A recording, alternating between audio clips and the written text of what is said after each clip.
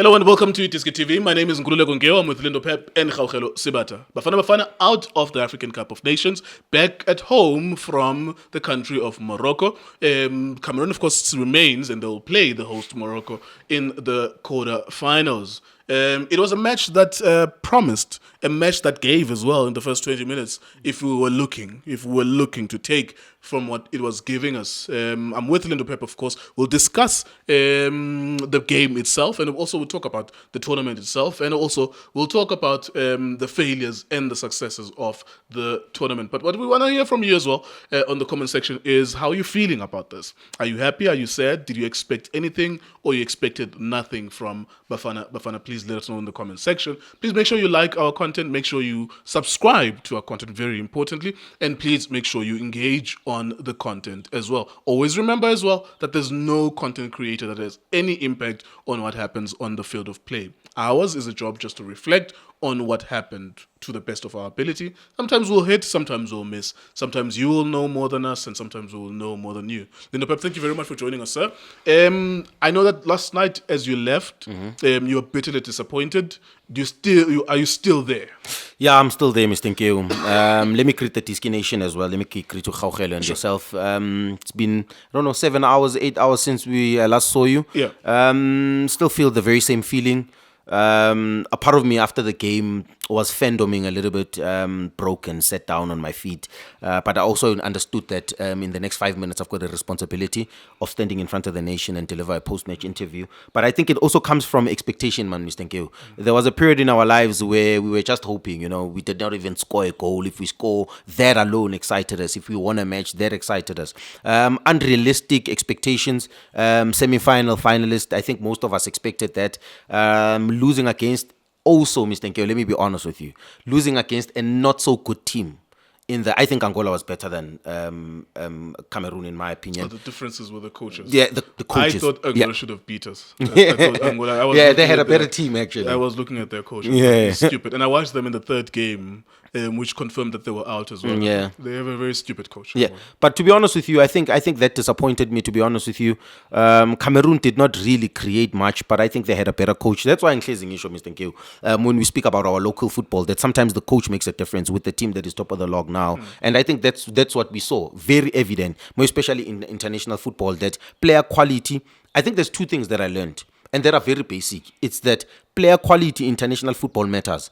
Two, the level of the coach matters. That's why you'll find some of these European coaches making sure that they get experience, a winner, serial winner. They make sure that they find people that understand that space. It makes a lot of sense as well why it's senior coaches that normally are in that space. Very well diverse coaches that have coached more than 100 games. Yeah. So they have the experience, they know the know-how. If you're talented enough, you can see things. If you're I don't know, I might be overestimating it, but we did pick up. In every match, we normally pick up this, and this is a high-level, high-quality environment when we watch matches. And I think this is what's different between what we do and what everyone else does, and also maybe people at home. What they don't have are people who can pick up things. Because as the game was unfolding, the first thing I said to you guys was, in the first 3, 4, 5 minutes, was there's a spacing issue. And that issue was an issue in Cameroon to our advantage. Because what they had was a 3 at the back. What we had was a 4 up front. It was something that swallowed them. Yeah. But that 4 was not something that they had anticipated. Because the fourth player there was Kabini. Kabini on the left-hand side with the 2 number 10s in the middle, and then Lyle Foster. So they were not. So these players were always outnumbered, players of Cameroon. And you pick this up not because you've played 100 matches, or I appreciate what you're saying. That it's watching 1,000 matches as well. Exactly, you watch enough matches to say, okay, I can. The responsibility of a coach is to be able to pick up things as they unfold. Cameroon made a mistake with their tactics at the beginning of the game, and they were clever enough to fake an injury, then make the adjustment, and then make a substitution. And Mr. Nkewu, they lost I said to you, they lost the first 22, and that's something that I learned big time. And I hope that younger coaches, the Patelas of this world, can learn that. Now, I'm going to give you the moment. I apologize. I just wanted to make this point that the ability to see things in football does not does not exclusively belong to grey-headed coaches. Yes, for sure. You can see it. I can see it. Many people, even Shane asked, okay, so then what are our analysts? Who are they? Who are they? Because if we can see, because Shane, what Shane realized was that what we were observing was happening in real time. What So was saying about Mbuemo tucking in and marking our defensive midfielders just to block them and irritate them to not have much of that ball. All of those things were unfolding, and each of you guys, yourself, Junior, we all picked up different things, but they were aligned into how the game flow was changing. And that's why Shane was like, so then what is the, and I'm not blaming the analysts, I'm just saying that ukubona umdlalo, iliso lokubona umdlalo does not exclusively belong to people who've coached 10,000 matches and all of that. Anyone can see a game as it is unfolding. And I appreciate what Cameroon did in that they saw their problems and they fixed them. But you make a good point about the difference in blind. No. But it was not that they were not that great. Yeah. It's another thing, and this is something that happens even in local football. You've coached local football, I've coached local football. Mr. Nkewu, accepting that you've lost 10 minutes is not a bad thing in football. And that's where you see people who have the emotional intelligence, which matters as well as a coach. You need to read the game, you need to interpret, but you also need emotional intelligence. There are so many emotions that you go through. When we are watching football here, you go through emotions as a man that you are supposed to go through a week. And that's why coaches tend to make irrational decisions on the bench. That's why the best coaches are the ones that are composed on the bench. I think over the years when we've been working, I've always said, I love coaches who interpret and read the game. Relax on the bench, less emotions, so that you can make the correct decision. When the whole world is around chaos, you need to be controlled. It's gate. And maybe that's what the Cameroon coach had yesterday, is to accept and also to make tough decisions. I've said this. Some of the best teams, they are not afraid to make ruthless decisions. They made a first substitutions in 18 minutes. They realized that actually this 4-3-3, but also give credit to Coach Hugo and Bafana Bafana, because we surprised them. They did not expect us to come with a back three. They did not expect us to come with a 2 number 10, which is Apolis Nomfukeng. But how they switched after the first 22 minutes, that 20 minutes is when they found their rhythm. They got the confidence. Now they started playing their game plan as well. They started initiating attack. They started creating opportunities. Yes, there were half opportunities, but if we check, Mr. Nkewu, another thing is tactically as well. Players that play in European football, because the model of how they structure their football is based on the technical, the tactical, and the psychological. They are able to respond to tactics like that. It takes us sometimes longer to react to situations and to the pictures that we see, more especially in the tactical game.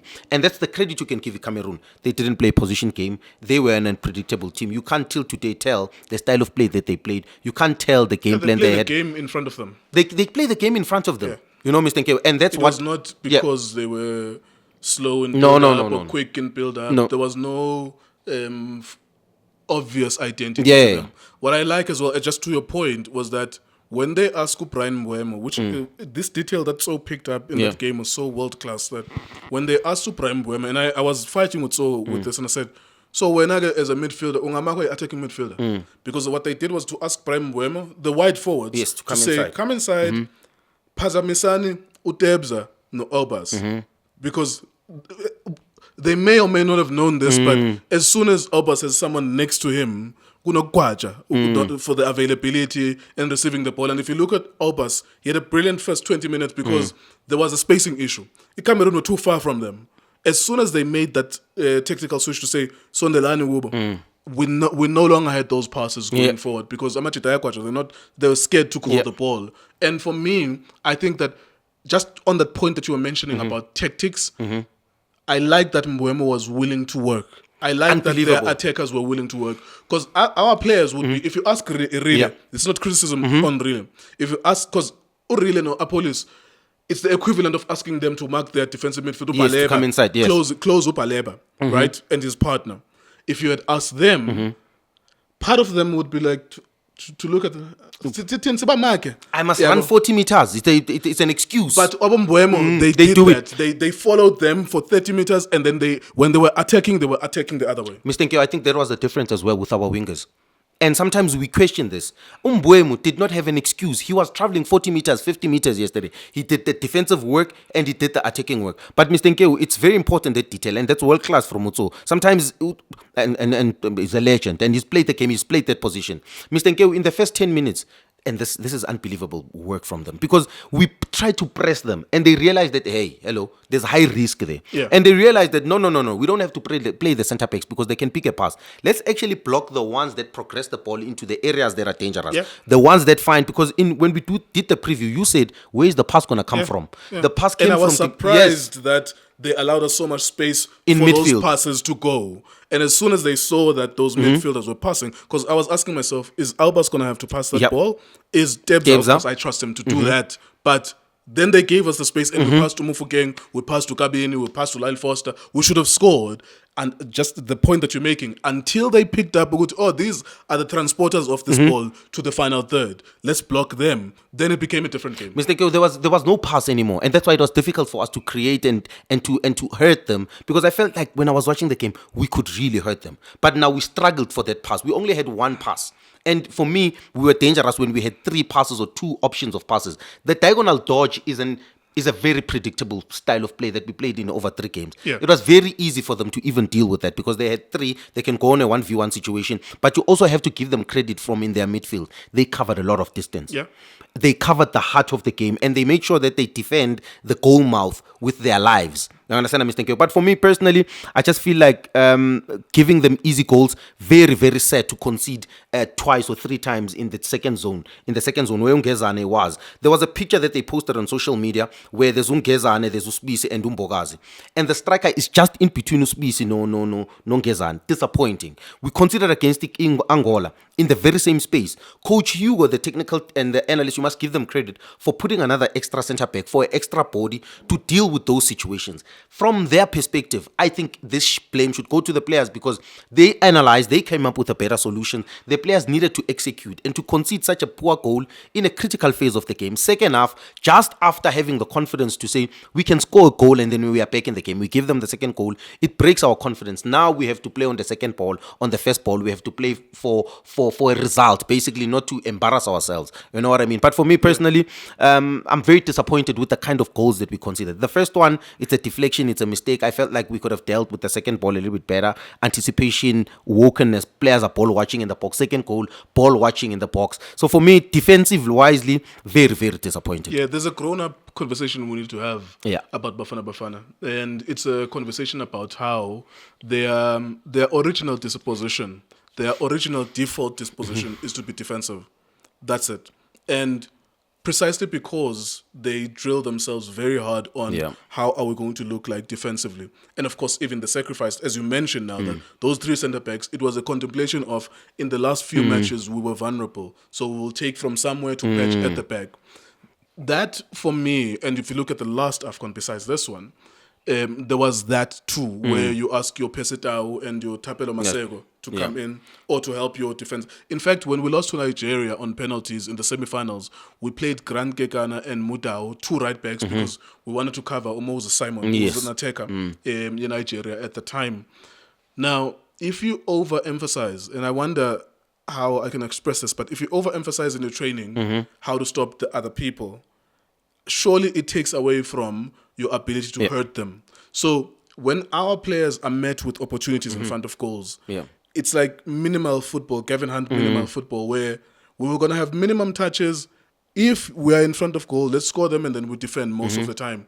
It means that we are not well drilled on the creative aspect of the game. It's one-sided. We are very good at being organized. And I think this is how Junior Kanye would actually express himself if he had that vocabulary to say, when he says we're lucky, I think that what he also means is that we overemphasize on defending so much that by the time we have to go and attack, we don't even have attacking schemes, the creativity. Do you know what he was also trying to say, Junior? Just to help him land. He's trying to say the framework under Coach Hugo will never ever change. Yes, because it's defensive, yes. It's pragmatic, it's percentage, it's calculated as well. You understand? So that's what he's trying to learn, to say, under this coach, what we should expect is that kind of framework. I don't know why we are all surprised about the framework. You are not, for sure. You are expecting a very pragmatic percentage framework. But for me, the framework has never, ever changed. And that's something that we should expect actually going into the World Cup, that the framework will never change. If you have 5 defenders, I appreciate that Ukabini actually, with the opportunities we got, he found himself in the final third, most of the time sometimes, although that's not his primary job, you know. But if you 5 defenders, it means you are taking from somewhere else. You're taking, if you're supposed to have 3 midfielders, you're taking 1. If you're supposed to have 3 attackers, maybe you're taking 1 there. And I think that there's a conversation to be had about that fortunately, we still maintain the consistency of how we described the last AFCON. That lucky enough, we got away with it in some matches. It is because primarily it's a system that wants to defend. So when we're supposed to score.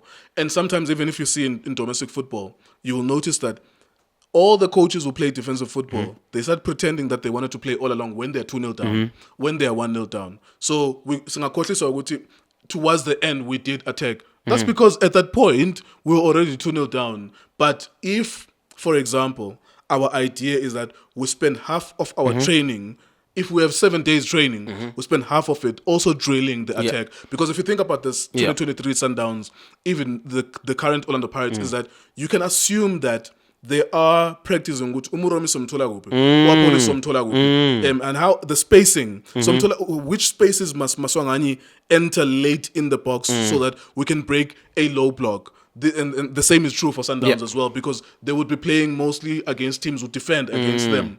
Tina, I think that we are practicing defense most of the time. Yes. And then as an afterthought, by the way, if we then find ourselves in a taking position, we expect you, Apollo, to just shoot and you score. Gandhi, if you're sophisticated, this is how you're going to start with it. If you were sophisticated and creative, you were going to start with it by saying, our key focal points of attack will start with the midfield. The midfield, By the time it gets to the front 3 up there, the midfielders would have been sophisticated enough to play 1-2, Tembazwane, Utebza, and whoever else is in the midfield, maybe Umbata.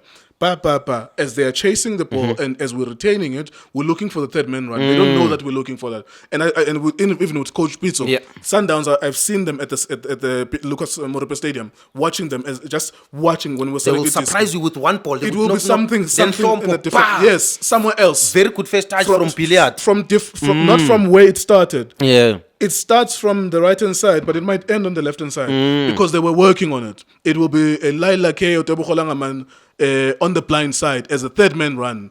And the importance of those midfielders is that they are retaining it, but they're fooling you into thinking that Izothalala, and then it goes somewhere else. And I think that because we were not practicing those creative moves, because we didn't want to play in midfield, we end up being one-dimensional.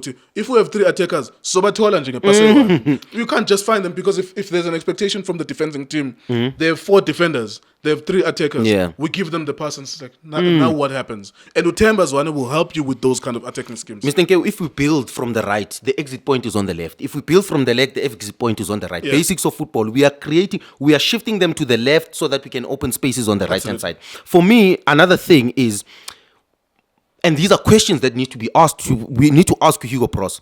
Should we accept a game model that relies on opportunism and frustration and absorbing? Because now we are sitting here, we are a nation that doesn't have those qualities.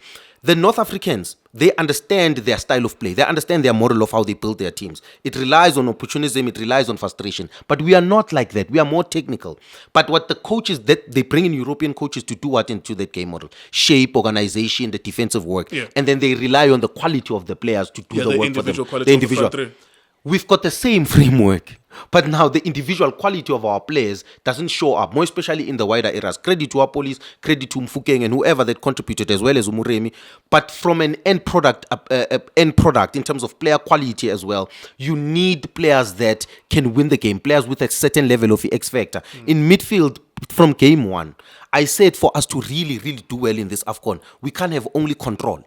We have to play in the midfield. You have to have a certain level of dominance. Combinations in the midfield. That is the strength. Combinations, Mr. Nkewu. Because that is our strength as well. Yes, you can build. Mr. Nkewu, game model doesn't mean passing only. Maybe the nation also needs to understand that. It needs a lot of things. It has to do with opportunism. It has to do with frustration. It has to do with certain zones. It has to do with suffering. It has to also do with observation.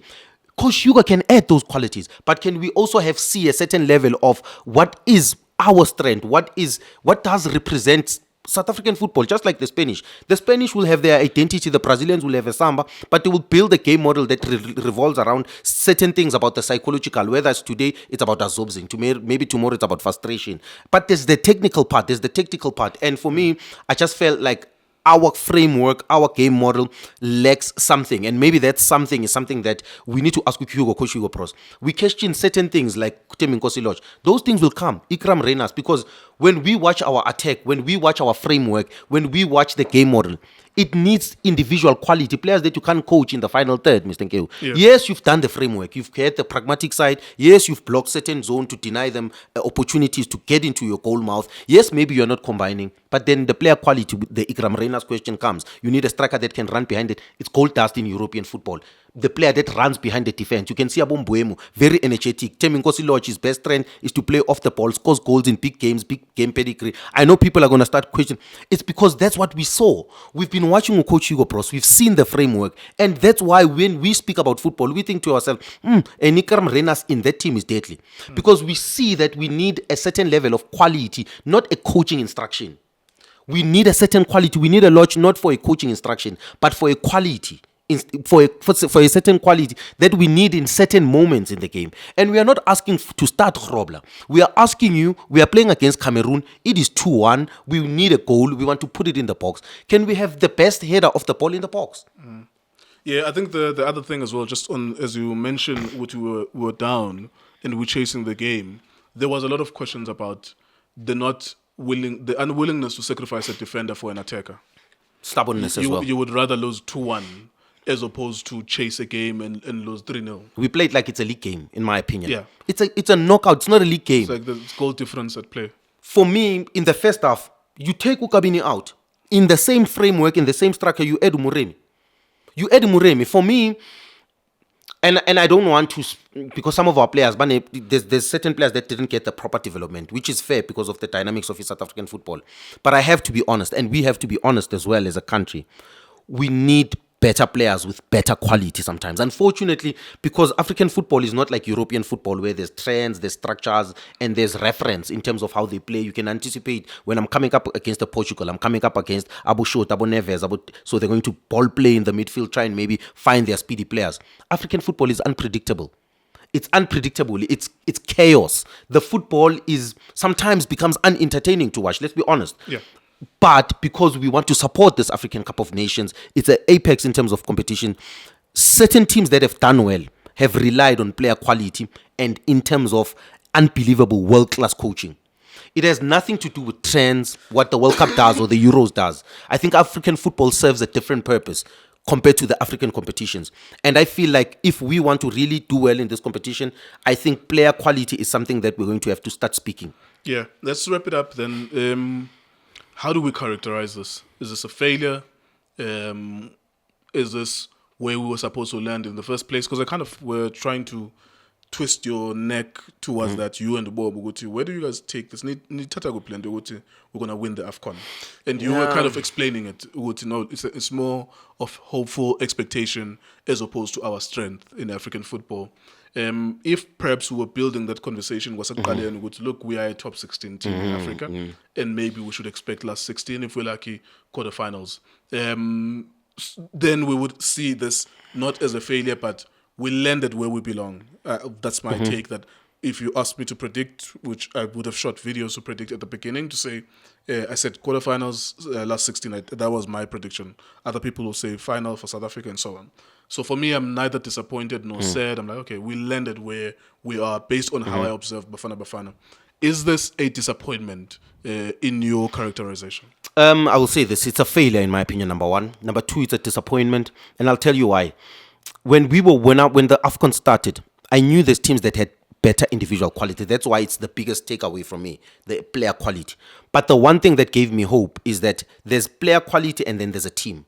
I think we are the third or fourth best team, AFCON team, the team overall.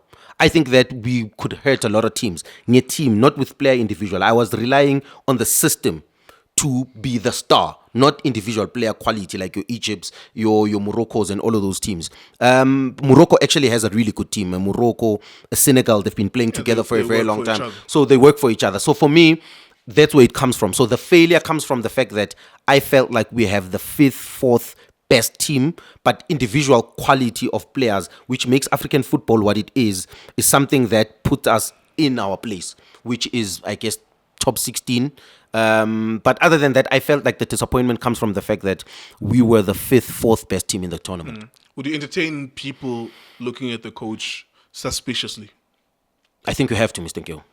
You have to. Unfortunately, he's the coach. He knows best. He sees those players all the time. But there's certain parts where he will have sleepless nights. The decision not to take an experienced centre back, the decision not to take players that can make a difference without you using their own personal confidence, their own personal talent, their own personal, what Salah has, for example, what Mbuemu has, right? A lot in that space. I think for sure.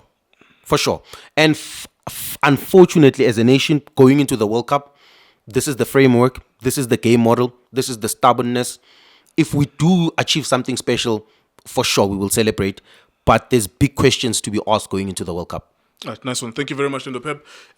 That's it. That's our characterization of the African Cup of Nations through the eyes of South Africans. You let us know, of course, if you agree or disagree with some parts of this.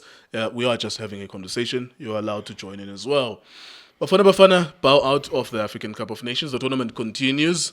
Orlando Pirates announced today that they've signed to Andre de Jong, so that's foreshadowing us getting into the spirit of the Betway Premiership. Perhaps we'll start discussing some of these transfers until, of course, the 20th of this month of January, where the local football will resume. Thank you very much for watching us. For breaking news, go to iDiskiTimes.co.za.